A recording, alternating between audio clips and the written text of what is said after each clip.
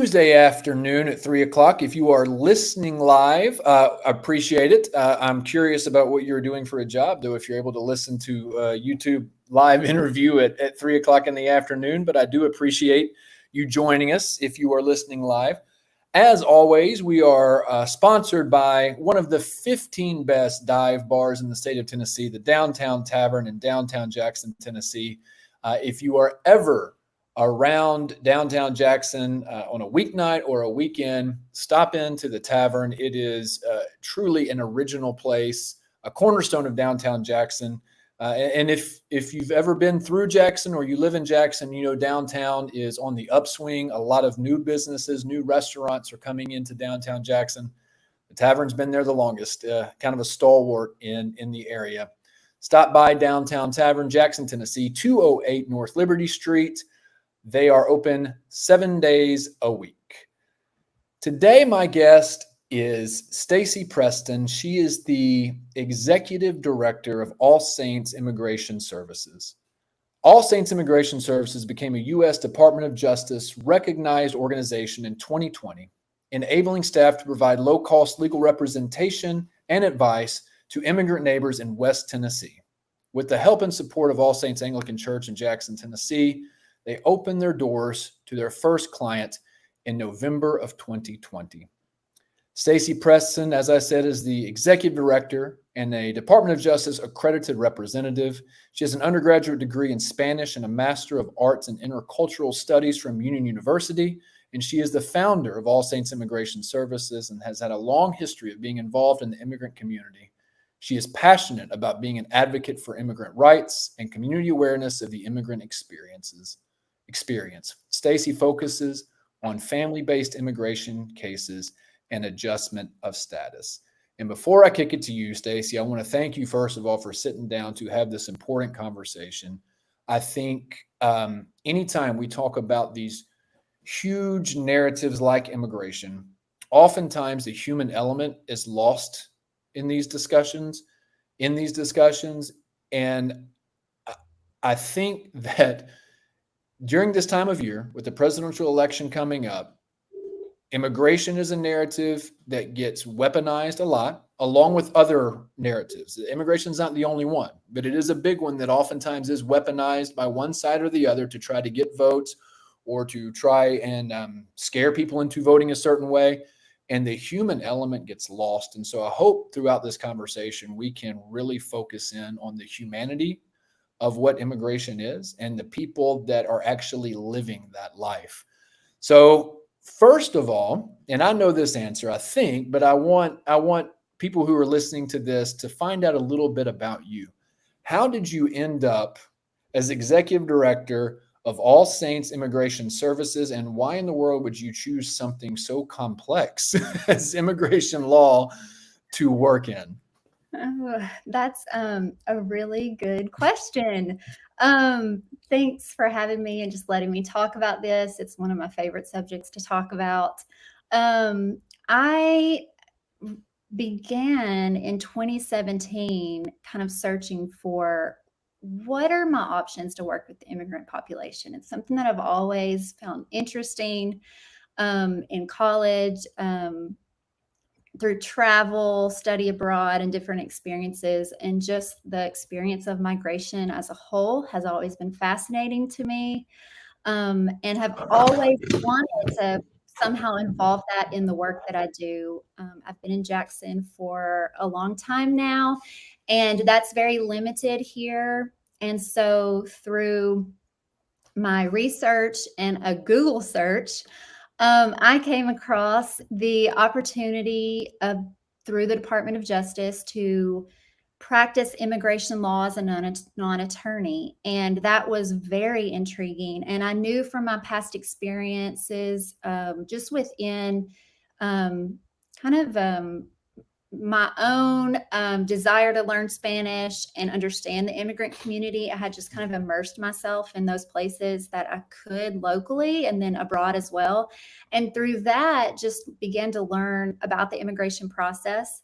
And I knew one of the most challenging and complex parts of the immigration system in the U.S. was navigating it. and understanding how to get a legal status, what's the pathway to citizenship. And so the idea of being able to practice immigration law without going to law school for 4 years was very intriguing to me, because I knew that was such a roadblock for a lot of the immigrants that I've met personally in the past, and how that determined their quality of life, their stability, and really the trajectory of their future.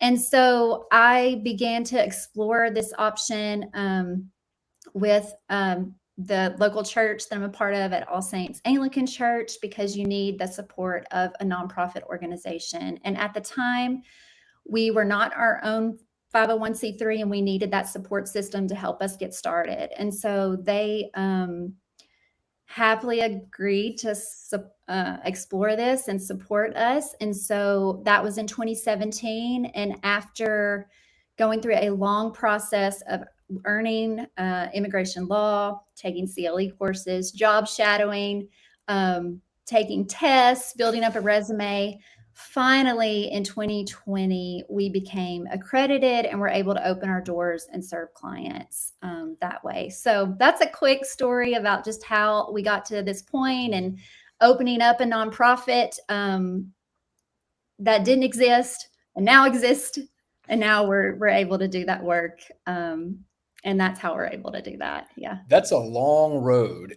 So prior to 2017, when you were personally interested in different cultures, and I don't want to assume, but I assume you didn't start with immigration at the top of your mind. It was maybe more about learning about different cultures. At what point were your eyes sort of open to the plight of the immigrant, especially the undocumented immigrant? Like, at what point in that process were you like, oh, there's a lot here I didn't even know existed? Yeah, I mean, it really began with just wanting to learn the language. And I knew I was studying that in school, but it takes much more outside of that to really become immersed and fluent in that. So that's how it began. And so in college, I just started attending a local Spanish speaking church to be able to hear and just practice and then get to know people. And then in doing that, I started to really get to know people and families. And then it went from that to being a part of their birthdays and weddings, and reading their mail for them, and interpreting at doctor's office visits, and explaining systems that they were not familiar with, and how to navigate those. And then as time went on, I started becoming aware of the barriers to the things that they were asking me for help with, but not necessarily saying, "Hi, I'm undocumented," or, but realizing like, oh, your barrier to being able to do this is because you don't have a social security number, you don't have a valid driver's license, or those types of things. And then realizing that the access to be able to get that, or even the knowledge or the ability to speak English well enough to navigate these systems, they could not do that on their own without an advocate or a representative. And then just through experiences of friends that had very challenging circumstances in their own immigration journey, really made me aware of a lot of just even the injustice that existed, or lack of access or financial means, or just the law itself was limited in what was eligible for people to apply for to take that next step in their immigration. That would give them access to be able to get health insurance or a driver's license or a bank account, those types of things. So yes. Even for people who speak fluent English, the systems are really complicated to navigate sometimes, right? Like what you have to do to get a driver's license or a social security card. I can't imagine being in a brand new place, or even if it's not brand new, still not speaking the language and having any idea about how to go about those processes. before you were sort of immersed in that world or started to help and get to know people, as humans, did you have any preconceived notions about immigrants or immigration in general, or was it just not on your radar much at all? And if it was, did it change once you got to know the Yeah, people? I did. I think I thought, when I just started kind of immersing myself in this, I would think, why would somebody not have the right documents? Why would they not have the right papers? Like, just go get them. Like, get the papers and just do it the right way. I think it was a lot of was what I thought it was. And I thought that that was just something that you could just do. And the reality is, it's not that way. And as I began to get into this work and really learning the law and the limitations to that and how the US immigration system functions, it is not like that.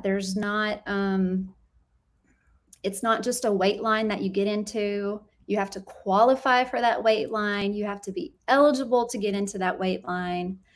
And it is a very long process, highly vetted, and that really takes an advocate to navigate for you. Even for an English speaker, we don't ever really say, just go fill out these forms and mail them in, because what you mark on the forms, what you write on the forms, all has to be measured against what the law says. And so if you aren't familiar with the law and you're filling out forms on your own, that can cause a lot of problems. And so being able to advocate for somebody in that process was just an eye-opening that that's even needed. But yeah, in a dream world, that would be that attorneys, immigration attorneys and legal representatives, there wouldn't be a need for it because it would be understandable and easy to apply for and a way forward.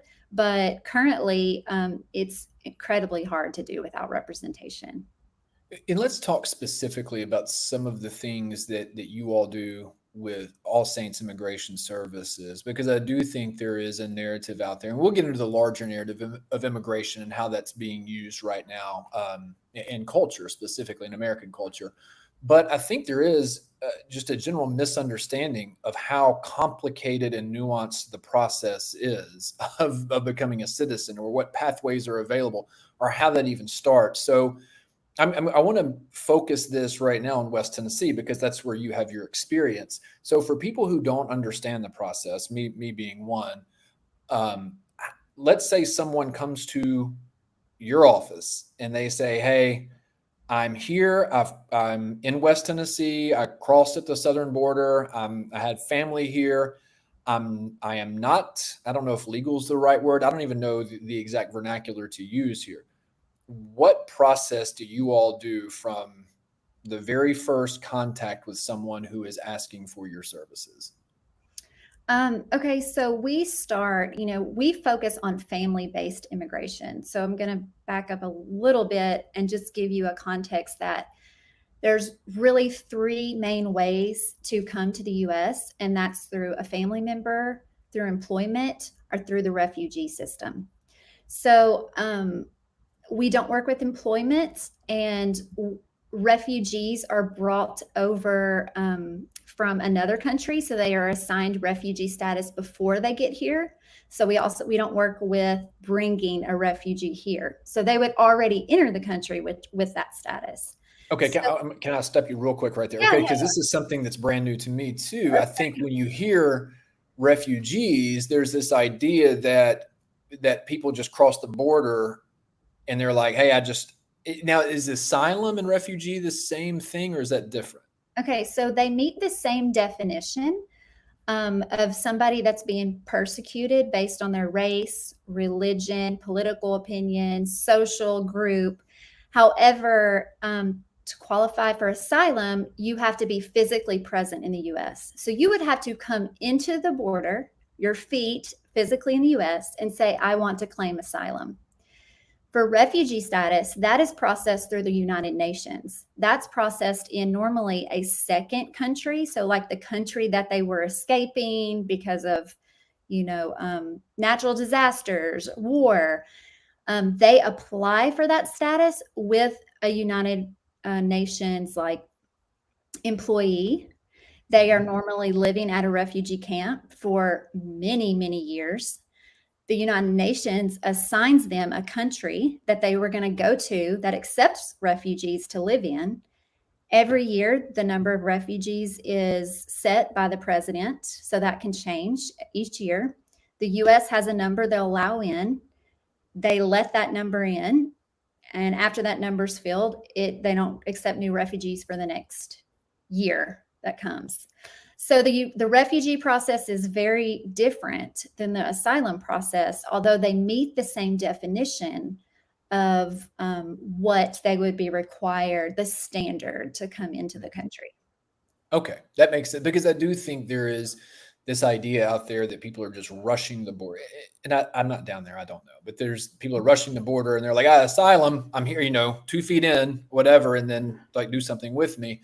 But you all don't deal with it. You said, and I interrupted you, and I apologize for that. No, you that's all do family-based. So yes, so that takes out, we currently don't process, any employment. That's done through an employer. And the refugee, it's done through the United Nations. We currently don't do asylum cases, actually, because we're just limited in our scope of representation. So those are like some of the main ways people come. We do family, which is meaning that you need a family member who is a US citizen or a legal permanent resident, which means somebody that has a green card, to petition for you. So they have to be the petitioner on your application for you to have a legal status in the US. And we also only work with clients that are currently already here in the US. So we're not bringing people over from overseas or another country. We're working with people that are already here. So our first step when somebody calls us is we want to first figure out what do they need? Is it something that we can help them with? And if we think it is, we want to figure out their eligibility for that. So we do a legal screening for every client that calls. And we ask a series of questions about their immigration history. A lot of information about their immigration history. Like, when did you come? Do you have relatives that are US citizens? We collect information about any criminal history.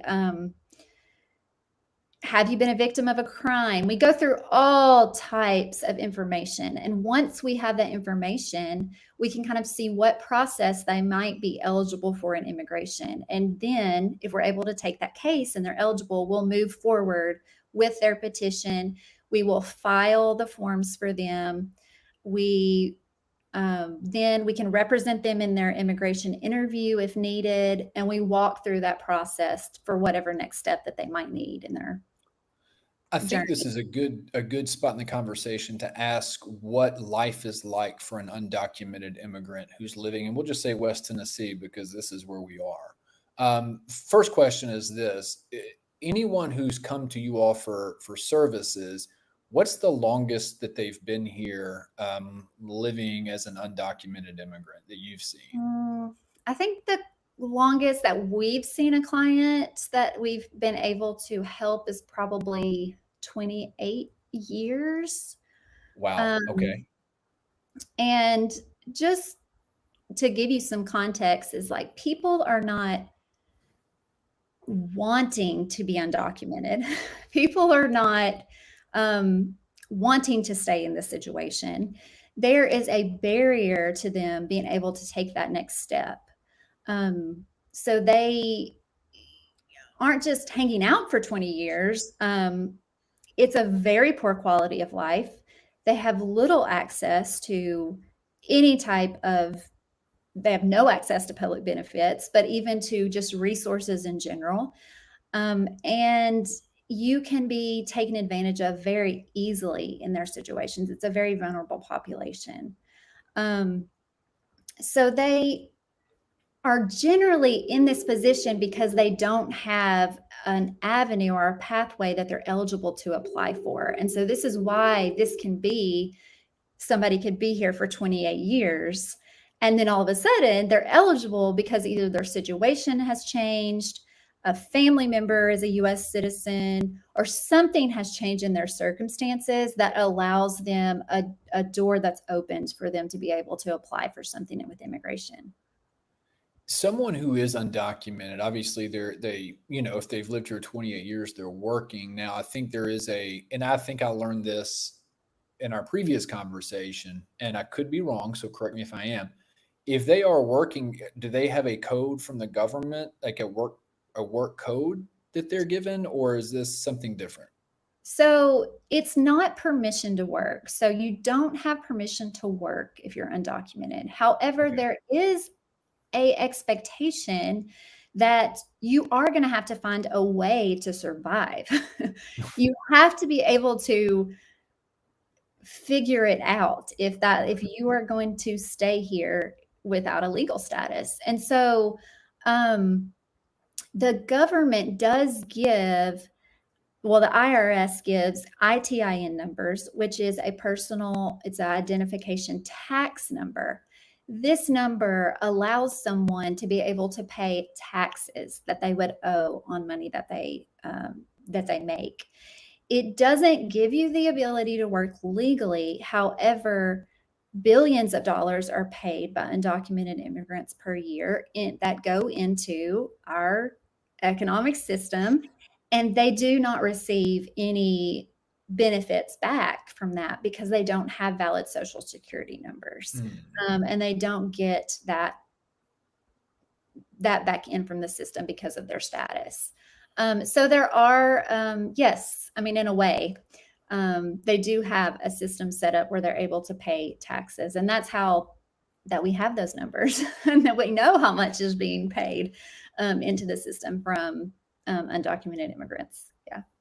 So once someone comes to you all and says, "Okay, I have a pathway, right? I have someone I forgot what word you used, not vouch for me, for lack of a better term." Once they start that process, how long does it take to get them full legal status, or does that just depend on the situation? Is everything different, or every situation different? Yeah, everything is different. I would say it generally can be from 1 year. That's really quick in immigration to about 26 years right now. There's a wait list for about that long, depending on what country you're from and depending on who is petitioning for you.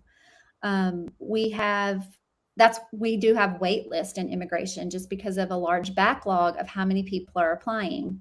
And those numbers are capped every single year by how many applications they're accepting and processing.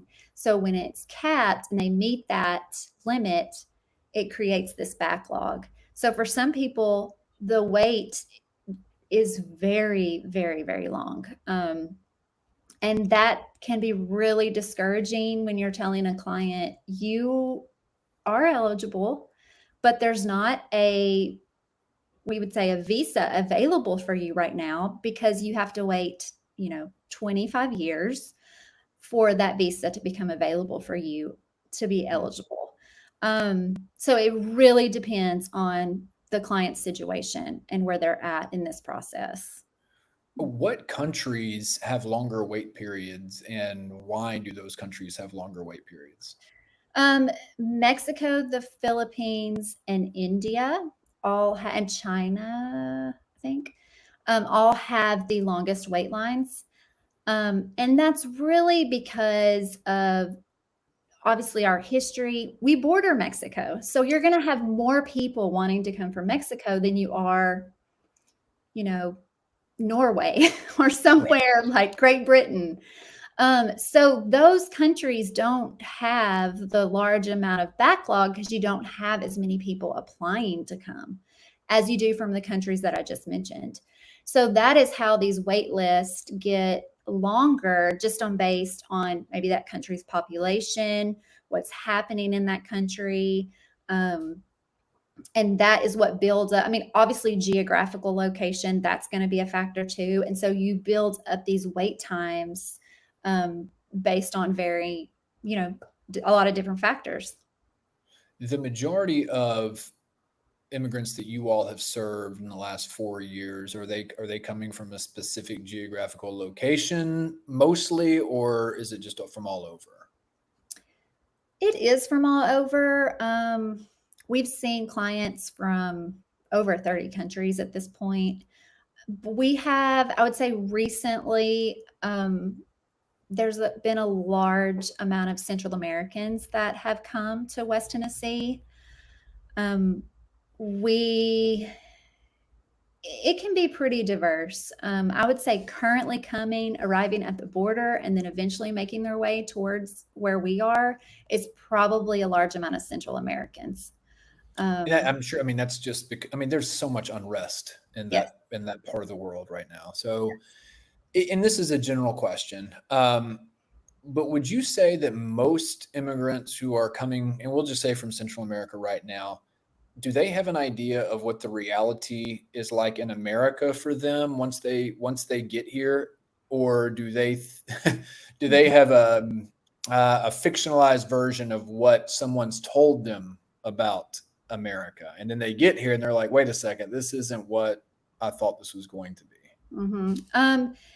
They do not have a good idea of what it is like here, and they have been told a lot of promises. And also remember that there is an entire business of getting people across, like promising them that there's going to be a certain life here. People pay money to have someone help them get here from Central America. That in itself is a business that is taking advantage of incredibly vulnerable people, promising them something when they get here that really does not exist.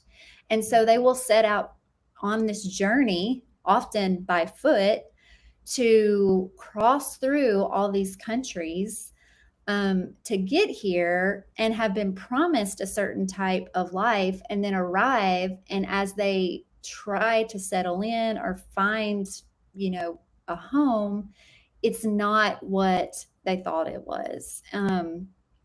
And that is really challenging and hard for a lot of our clients to accept.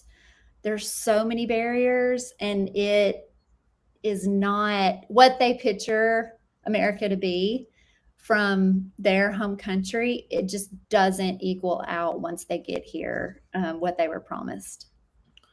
There was an article I read, and actually I think it was published today. It was on ABC News, and it was talking about the unaccompanied minors that have come across.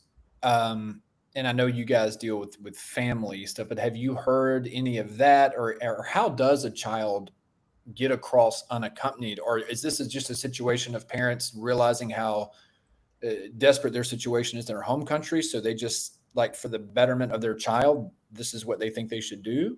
Or has that been blown out of proportion a little bit on the narrative scale? No, I think that is definitely happening. I mean, we see unaccompanied minors.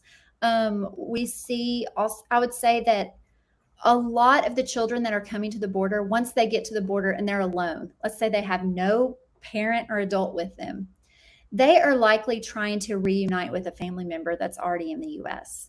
So this is part of their journey, that they're trying to connect with a family member. Sometimes I know we have seen a child, or she was like a teenager, whose both parents were killed, and she made her way to the border and trying to come to West Tennessee to be with a family member. We take on a lot of children's cases that have been abused, abandoned, or neglected by one or both parents. And so oftentimes we'll see one parent that's not in their life, or maybe has passed away, or just not present, and then they're coming to live with their other parent. But sometimes, depending on how desperate that situation is, there is a parent in that country saying, go. because this is the only chance of survival that I see for you. And I realize that is really hard to picture from a American viewpoint, that a parent would be in that position to say that. But these are incredibly desperate situations where people feel like they have no choice, and that the only way of survival would be to send their child in hopes of some type of better life. And so, yeah. The last conversation I did on this channel, right, the social media platform that we have, was with my old youth minister from like 30 years ago. And we had this conversation about faith and belief. And we sort of went off on a tangent about it's kind of the infiltration of politics into the church, and how that's kind of been an unholy marriage in some denominations and things like that. And I referenced this program through All Saints as something that sometimes gets overlooked, and how loud a lot of things can be, how loud a lot of narratives can be, socio-political narratives, how they're sort of immersing themselves sometimes in certain groups of Christians. And I'm like, I told him, I was like, we have a church here that seems to be, every time I turn around, they're doing the good work of basically what Jesus did. And this is another example. And I know that you guys are a nonprofit and you're sort of under that umbrella. You're not the church, but you're All Saints Immigration Services. And so how, obviously there is a not a Christian bend to this, because you're providing a service, but how much of that went into this service you're providing? Like, this is the real work that we need to be doing to help vulnerable people. I mean, absolutely. I mean, on a personal level, yes. I mean, this is bringing life into somebody else's life that has mostly in desperate situations, and changing that. So when we talk about, the kingdom of heaven and being a part of what God's doing, it has to be physical, right? Like, it's somebody else's space and life that you would want to give them resources, want to give them a better life. And so I think it's, incredibly motivating for whatever no matter what their reasons are for coming here or how they got here, whatever that story is. The fact is that another human is sitting in front of you and is in need. And so those barriers are breaking down. The questions, I don't have to sit there and question, do you deserve this service that I'm providing for you? That is not the question that we ask. We are providing the service because they're deserving of it. And I would say that's definitely formed by my faith. And I know even with my coworkers as well, that, and a lot of our clients too, I mean, they're also have these own spiritual stories and beliefs of why they came here. Many of them have their own spiritual stories of God with them through walking through the desert, God with them through these steps that maybe we're also not thinking about when we consider their own client spiritual journey in this. So I think that is, it's incredibly informative for me. Starting this organization, that was very formative. And I think that does play a part in like why we do a lot of what we do, and wherever that client is on that path, it varies. But since you guys opened in 2020, which, man, what a time to open, like November of 2020. I know. Right. And I think if I'm remembering correctly, that's when we, at least in West Tennessee, had like a re-uptick in COVID cases around that time, right before the vaccine came out. And so, like, it had to have been challenging. I mean, obviously, in a perfect situation, something like this probably would have been challenging to get going, but you add COVID onto that, like goodness. But since that time, like have your services grown? And what I mean by that, are you seeing more and more people now that word's kind of gotten out about what you guys provide? Yes, so much. I mean, we haven't done a lot of advertising because we just haven't needed to. A lot of it's been word of mouth, and obviously starting as a new organization, um, we wanted to be slow at what we were doing because it was such a big learning curve. And so we were kind of happy about that where we were. However, at this point, I mean, I think last year we did about 100 legal screenings, and I think in July we were already at 130 legal screenings. So we are way outpacing even what we've done last year. And yeah, it's just continuing. I mean, this is such a huge need. This is not going to stop. I mean, the migration of people is never going to stop. So this is just going to be an issue. And I think there's always going to be a need for it. And it is continuing to grow as people find out more about what we do. And there's just not access to it really outside of Nashville and Memphis. Well, that's what I was going to ask too. Like, you guys are the only, Mhm. I guess, and sometimes I don't see Jackson as rural West Tennessee, but it really is. I mean, Memphis and Nashville are the big cities, and we're I guess, the biggest one in between them. But we're a hub for a lot of counties. Now, that's another question. I'm assuming that people are coming from other counties for your services as well. It's not just Madison County, right? Right, right. We serve like all 20 counties, except when we don't do Nashville and Memphis. And so, yeah, they're coming from all of West Tennessee. Yeah, it's a lot of counties. So is there one, and obviously no names or anything, but is there a story that sticks out to you from beginning to end where, this person came for support from y'all or for your services, and then you saw it all the way through to the end, and now they are a documented U.S. citizen?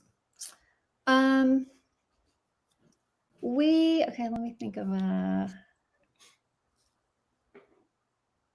let's see. We have, well, I'll share one that's almost in that process. But she has a really long wait, one of our clients. I mentioned earlier the client that has been here for like 28 years. We have seen he is on his pathway to citizenship. He has a few more years left, but is really close.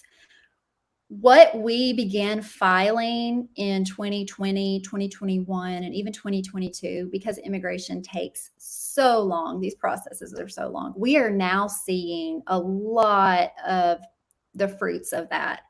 And so one of those is we filed, I think maybe in 2022, a case of a woman who had been a victim of crime.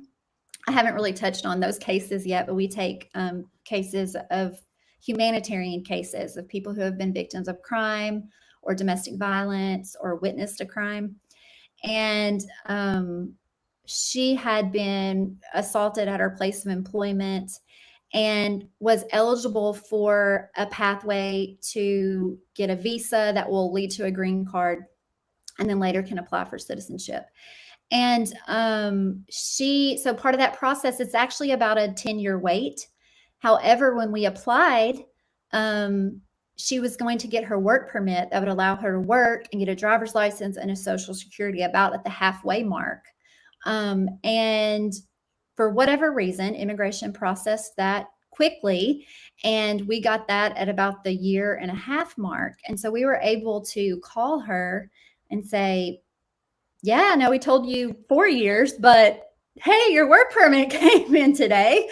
And so it was just, we've been able to see that a lot this year, but having somebody come in and be able to like hand them an ID, it's just incredibly life-changing for somebody. Like most of them, I'm like moving my mouth and talking, and I can tell they are not hearing anything I'm saying because they're like crying or hugging me or just like they just have no words. They have no words. And so she still has a long way to go. But I think what she had told us was, but now I can go get a job that's not basically going to take advantage of her at that point, that she can now go to get a job and say, hey, this is my legal permission to be able to work. And so it's really exciting to start to see a lot of those cases being processed. I think that really speaks to the vulnerabilities that people don't seem to have an awareness of, that especially undocumented immigrants have to face here.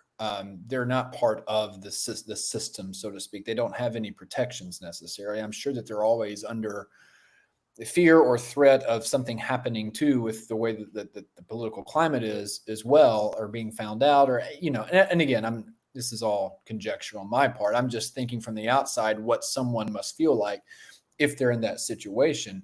But you mentioned, I should have asked this earlier, what is the process of someone who is undocumented? What's the first thing they get when they come to you? Is it a visa or a green card? Like, what is that sort of line that they have to follow to get full citizenship? So generally it would be, depending on what process they're applying for, it could be they first get a visa. That visa will allow them to apply for a green card. And then they have a green card for 5 years, and then they can apply for citizenship.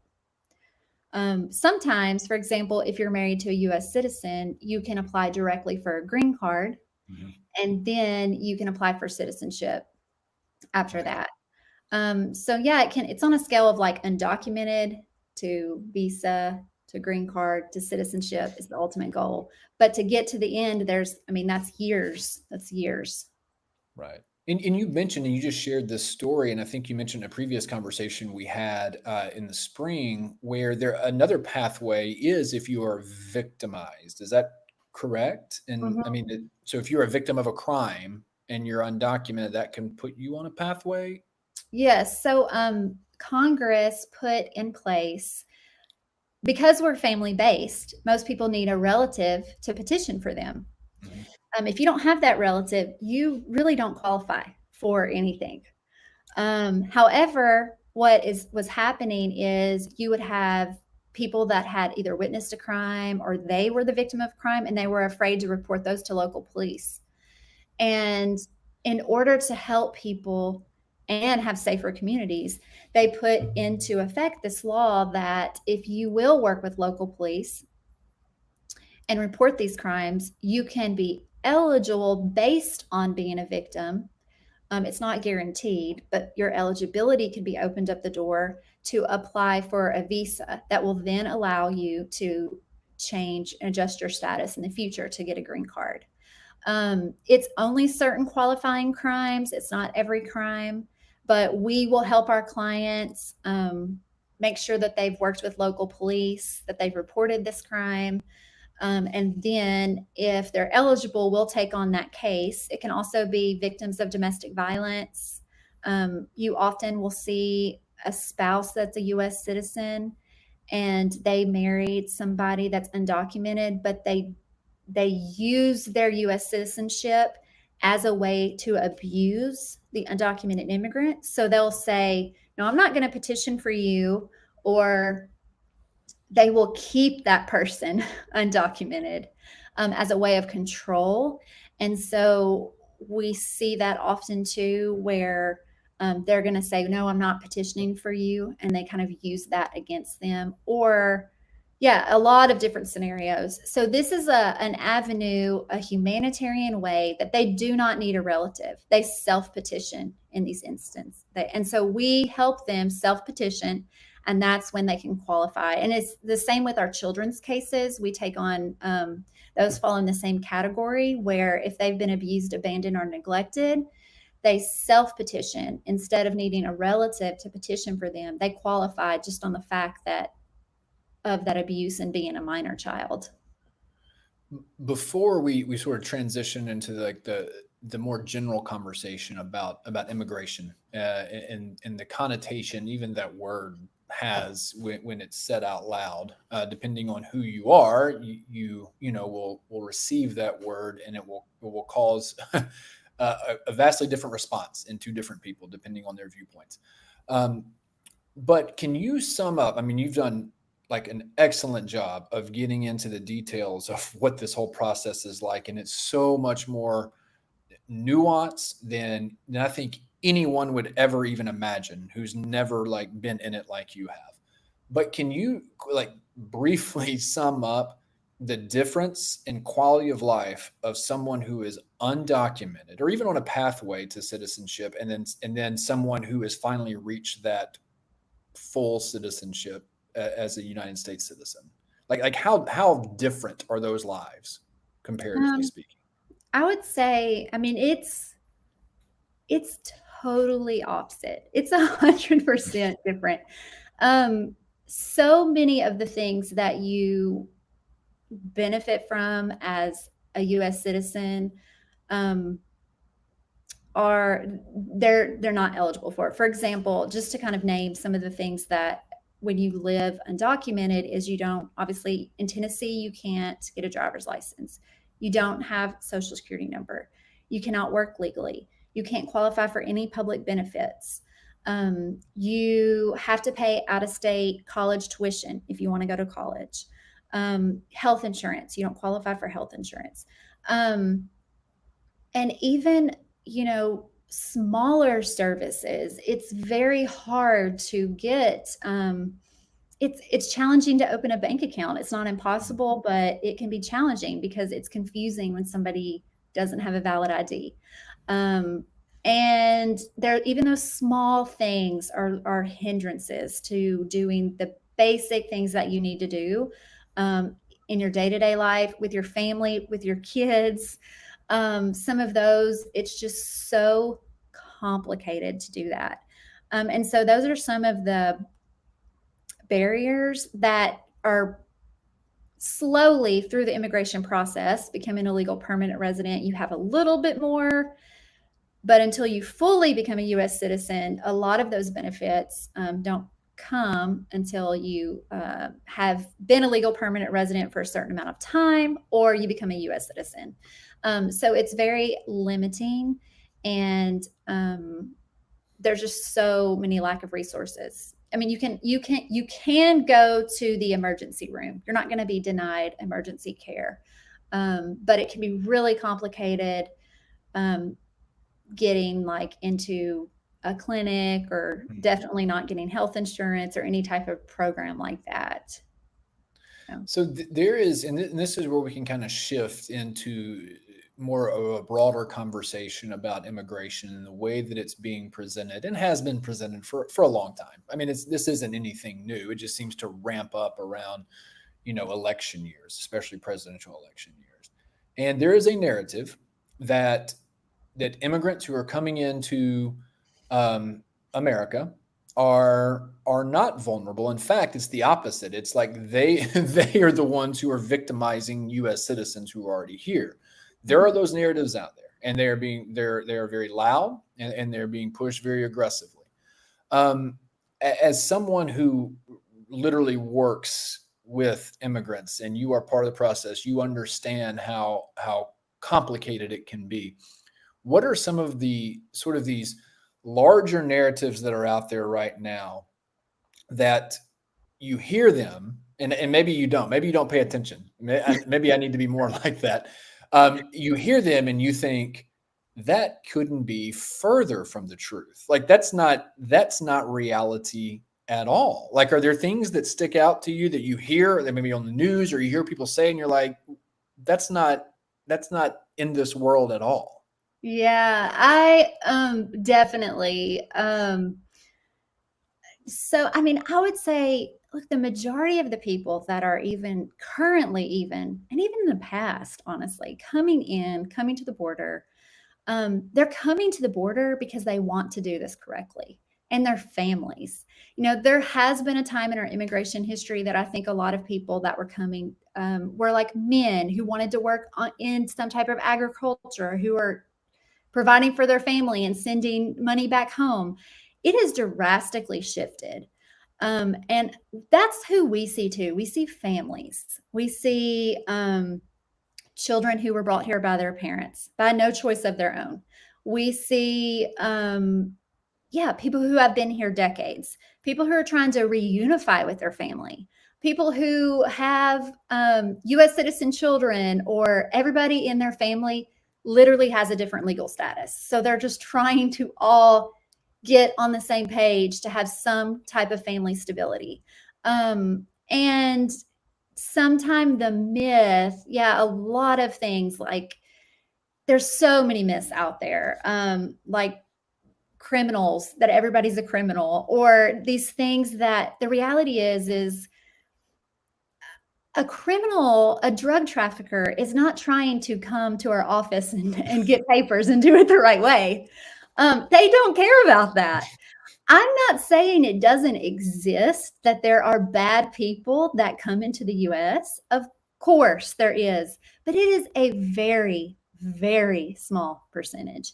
And they are not trying to come to the border and talk to an immigration official and tell them why they should be let in. And they're definitely not coming to our office to be processed in that way. And so it is always feels like a step back when there is a news story of like somebody, an immigrant that's done something horrible. If you really look into the statistics, though, about who is committing crimes, the immigrant population, it's incredibly low. It's incredibly low compared to US citizens. And this is also true with drug trafficking. US citizens are drug trafficking. I'm not saying that immigrants have never done that and aren't doing that, but there are organized systems, and these families that we're seeing and helping are not part of those systems. They are not. And so we just need to separate what we're hearing. It's so hard to do. Now, here's my question, and this is, I think about this a lot. I teach at a local high school, and we have our immigrant population has grown in the last few years, and I wonder sometimes if they're aware of these narratives that are out there. The people that you help, are they aware that these narratives are out there? Do they feel that I don't want to say fear, but that pressure, or do they hear those things that are out there as I don't know if it's stereotypes the right word, but linking immigrants to these things that you just mentioned, crime, drugs, things like that? That's a really good question. And I'm really answering this from my own perspective because I'm not totally sure. But my guess is no. And the reason why I say this is because most of our clients are truly in a survival mode. They are not staying up to date on politics, on how they're really being viewed. They just are on an entirely different level of making it one day at a time. And so I don't think that they really are truly aware of the narrative. If they have been here for decades, yes, they are. Just to give you an example of how it slowly shifts for immigrants as they're here over time, I had met with a family who had arrived recently. They had recently arrived to the country. They had been bombed. Their house had been bombed by a neighboring country. And they came to the US because they knew nowhere else to go. They lost everything, and they lost all of their extended family except for their core group, kids and parents. They came and met with us and were just like so relieved to be in America. Their idea of America was, finally, we have come, we have hope, we have lost everything we have. We are at this place and we are ready for the American dream.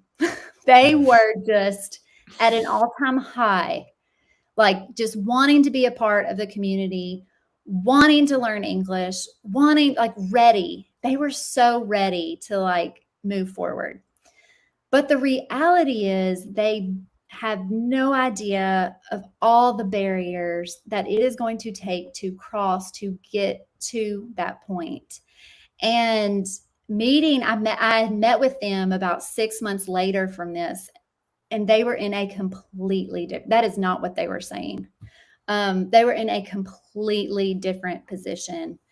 And so that it varies with people. I think that they arrive hopeful. It's like the Ellis Island dream, come, all those who yearn to build this life. And then they get here and realize, like, that is not what is in front of them. And so I think the narratives that we see play out are a lot, it's on the other side. It's on the people who aren't immigrants that are creating these narratives of the other. Right. And sometimes I don't know that they're fully aware of that, but they are the ones affected by it, absolutely affected by the conversation. They're the ones that are being talked about, decisions are made about, but they're not a part of that conversation often.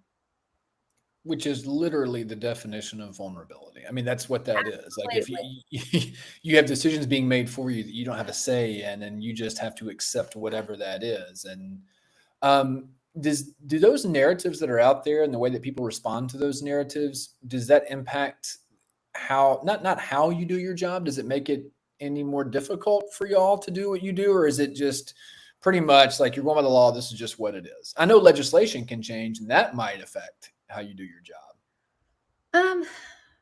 It does make it difficult. I would say, for the client example I just mentioned, who is like incredibly hopeful, they are here, ready to contribute and assimilate and be a part of this country in every way.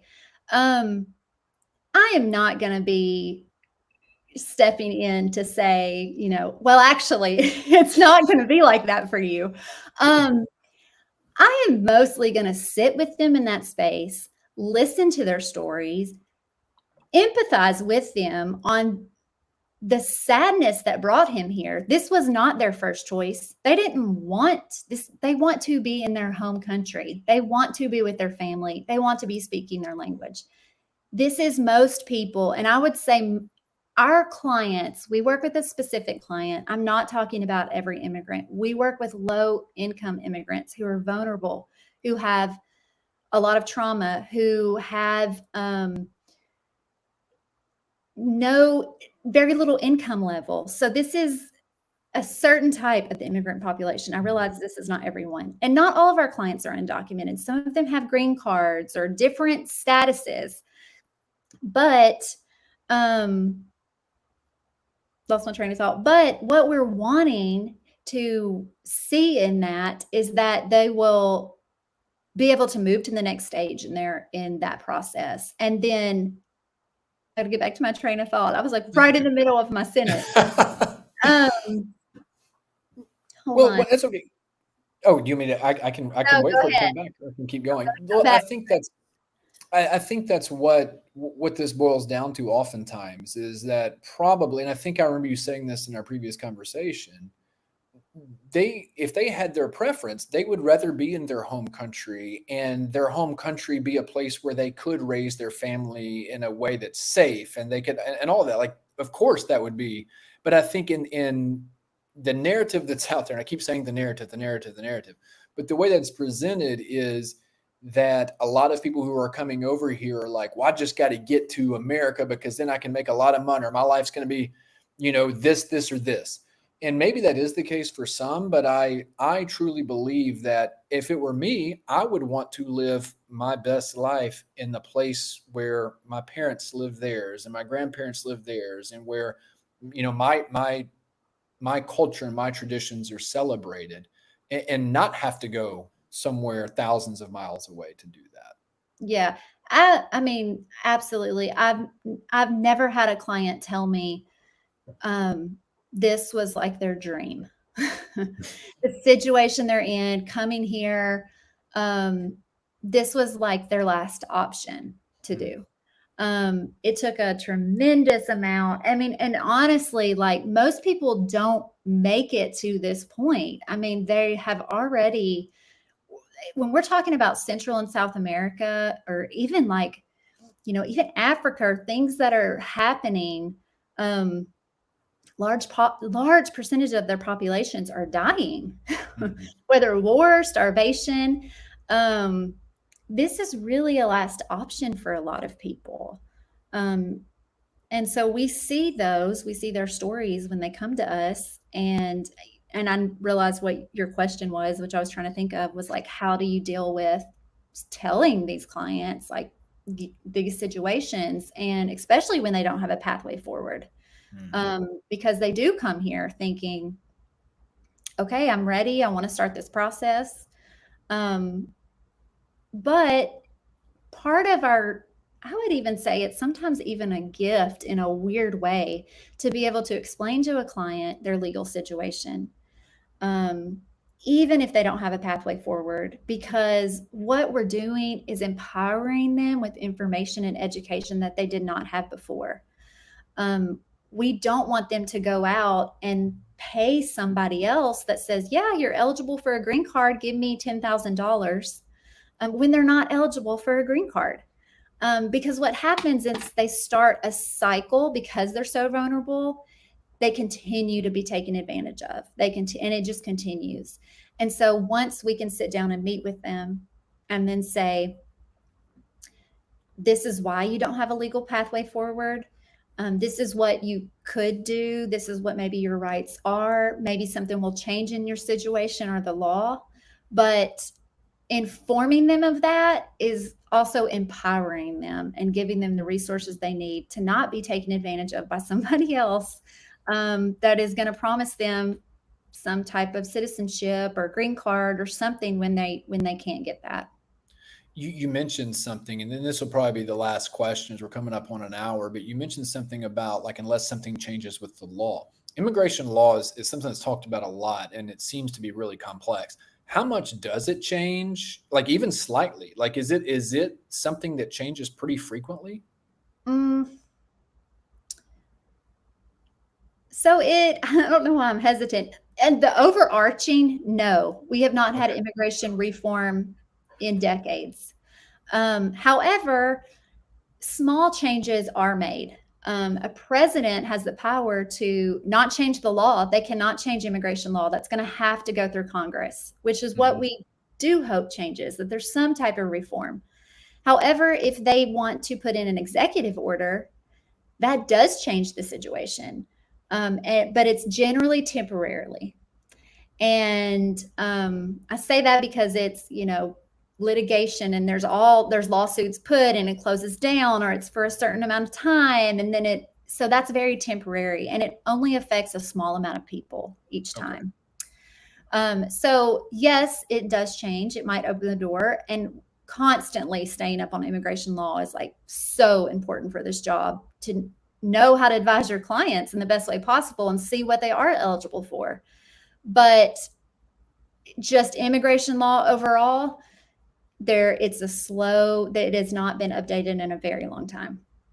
And not to put you on the spot, but the thing I want to close out with is I like politics. Well, I don't like politics. I used to follow it a lot. And really just in the last 6 months, I've just felt so burned out on a lot of the way it's being communicated, both sides. Like it's not just one side or the other. I know where I lean. I know what my personal values are. And regardless of all the things that are going back and forth, that's probably not going to change. Like I know who I am, and I know the things that I value. That being said, I am so much more interested in truth and what the reality of situations are, more than I am who's right or who's wrong. So if you were to sit down with someone who thinks that immigrants are coming here to take our jobs, to, sell our kids drugs. Basically, all of these things that we just have been kind of batting back and forth for the last 15 minutes. Like, if you got the chance to sit down and talk to them face to face, because I think that's kind of how people shift their views on stuff, is through actual just conversation. Like, what would you tell them? As in, like, if you just had like a few minutes to sit down and say, hey, that's just not right. Like, here's the reality. What is the reality of most of the immigrants that you all serve through your program? That I think about that question a lot. I try to avoid those like conversations with people who are like not willing to even listen. If But what they if they were? were, What if they were willing to listen? if they were, I think just challenging them to explore what their understanding of immigration is and why people migrate. I think humanizing it, I think you have to bring that to the table to be able to change. I mean, I could throw out so many statistics, but I'm not sure that's really going to persuade anybody's opinion. But and honestly, I don't even know how much a conversation will. I think it's important to bring to the table that. But when you can bring somebody who's experienced that themselves as an immigrant, it can be even more powerful.